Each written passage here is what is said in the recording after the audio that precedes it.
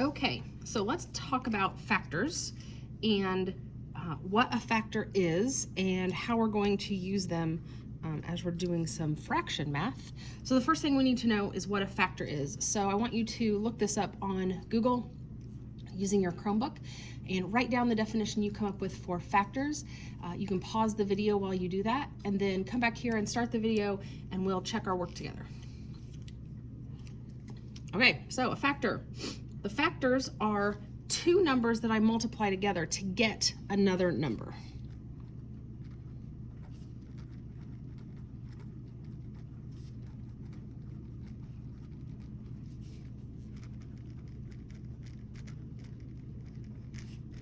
We're going to use the word product.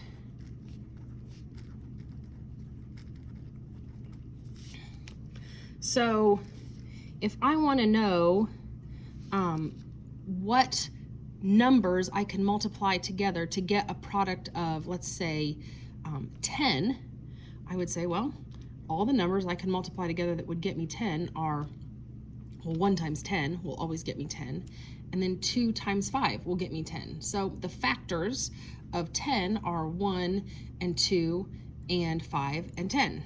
Those are all the numbers that I could make combinations of to get 10. All right, so how is a factor different from a multiple? Well, multiples are the product of two factors.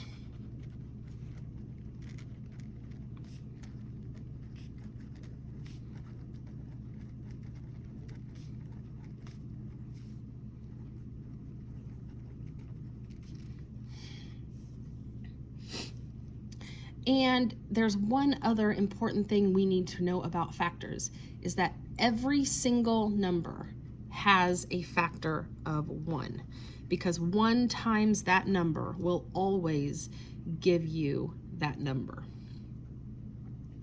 So we're going to practice writing our factors in a way that I think helps you keep yourself really organized.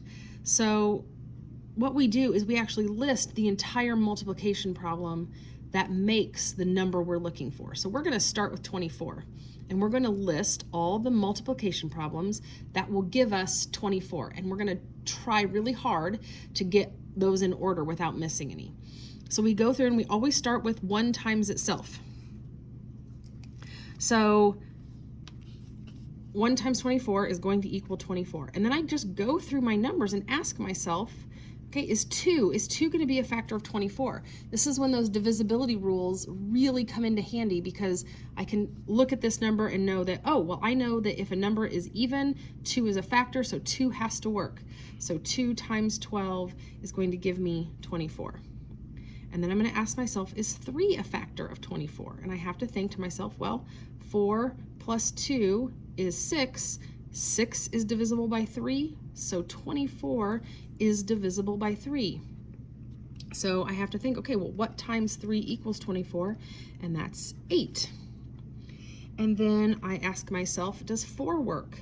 Well, 24 is even, so that's my first check.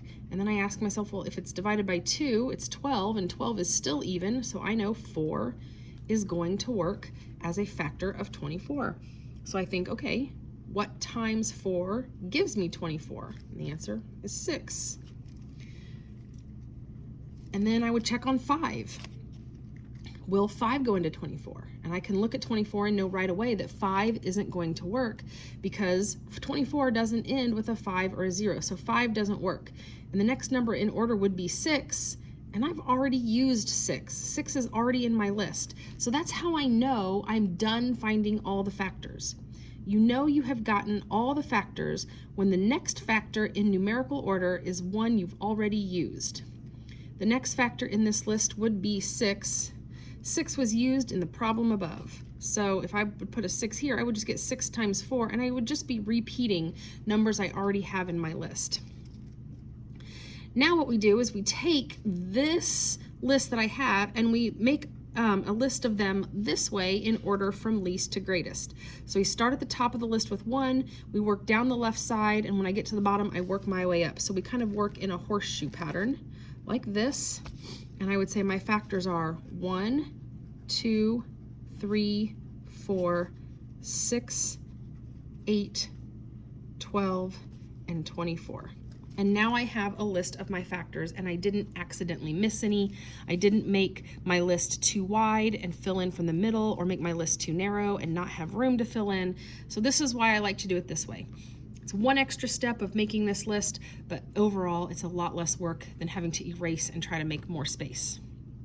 All right, so I want you to stop and do the list of the factors of 36 and pause the video, get your completed list done, and then turn the video back on and we'll do it together so you can check your work. Go ahead and pause the video. Okay, welcome back. So hopefully you've gotten your list done. Let's go over it together. So we always start with 1 times the number, so 1 times 36. My next factor would be 2. 36 is an even number, and 2 times 18 works. Then I would say, does 3 work? Well, 6 plus 3 is 9, and 9 is divisible by 3, so 36 is divisible by 3. So 3 times 12 gives me 36. 4, I can look and say 36 is even, and when divided by 2, it's 18, and that's still even. So 4 is going to work. 4 times 9.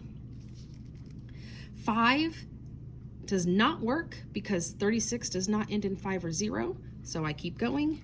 6 works because I have a 2 and a 3 as factors, and if I have a 2 and I have a 3, I'm going to have a 6. And in this case, it's 6 times 6.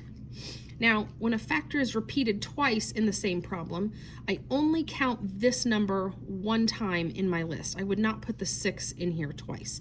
I would only put it once. So I'm going to make my factor list in order from least to greatest, starting with 1 and working my way through the list, remembering that I'm only going to write this repeated factor one time. 1, 2, 3, 4, 6. There it is again, but I'm not going to write it again. 9, 12, 18, and 36. And I have now completed my list of factors for 36.